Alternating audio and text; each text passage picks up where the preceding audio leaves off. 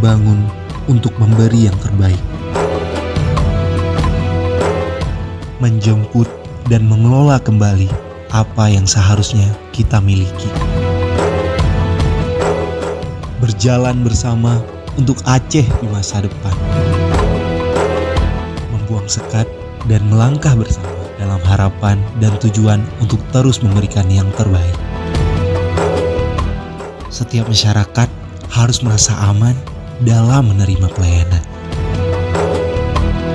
Kita selalu memastikan bahwa setiap generasi penerus menerima yang terbaik. Terus menjadi mandiri, mencukupi kebutuhan, dan berkontribusi untuk negeri. Kita akan selalu terhubung